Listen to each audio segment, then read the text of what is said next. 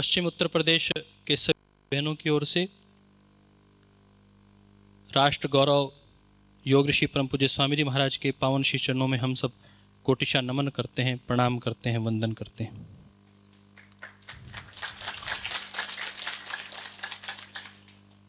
यह पावन धरा वास्तविक रूप से धर्म युद्ध की ही धरा है।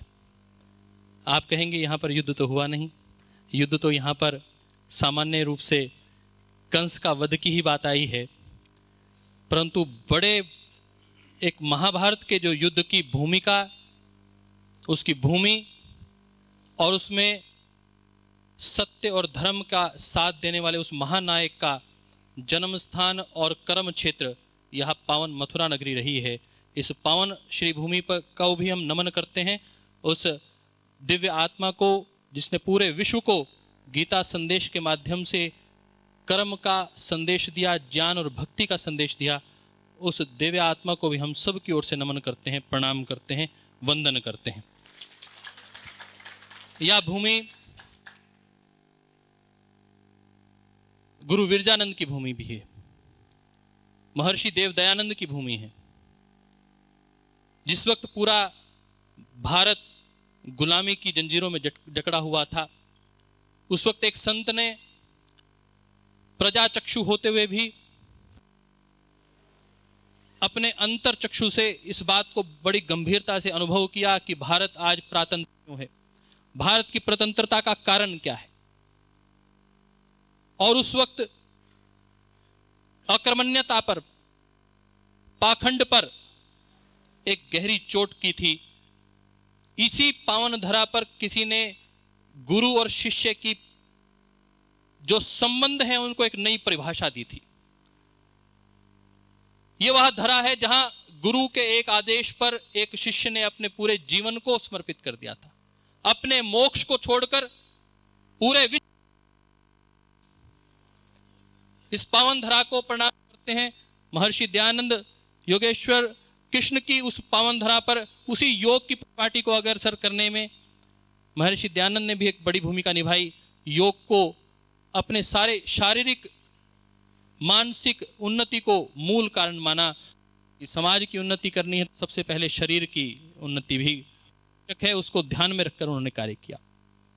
आज परम पूज्य स्वामी जी महाराज इस देवभूमि पर हैं, इस राधा नगरी में हैं, और इस नगरी में जहां वृंदावन है, जहां जिसकी अधिष्ठात्री देवी राधा को माना जाता है, इस पावन नगरी में भक्ति का रस बरसता है। और बरसे भी क्यों ना, क्योंकि बरसाने में तो बरसना ही मुख्य रूप से भाव रहता है। यहाँ की होली भी मशहूर है और यहाँ का भाव भी मशहूर है। और यह ज्ञान की और भक्ति की भूमि, श्रद्धा की भूमि, इसमें हमारे केंद्रीय कार्यकारिणी के बाद परम पूज्य स्वामी जी महाराज ने सर्वप्रथम बैठक पश्चिम उत्तर प्रदेश के इस नगर में क्यों आहूत की, मुझे अब समझ में आता है। मुझे समझ में आता है कि यहां से यदि कोई प्रथम चीज आगाज की जाएगी, उसको आरंभ किया जाएगा, तो कार्यकर्ताओं में महर्षि देवदयानंद की वह गुरु भक्ति भी रहेगी। वह देश को आजाद करवाने का वह मूल मंत्र भी दिखाई देगा।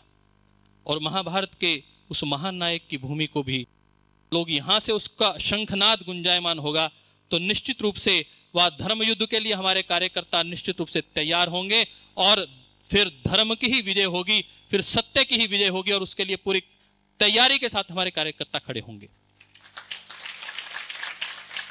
मुझे स्मरण आता है जब महाभारत की चर्चा आती है कि महाभारत का युद्ध होता ही नहीं। कुछ लोग कहते हैं कि वाणी की दोष के कारण महाभारत का युद्ध हो गया,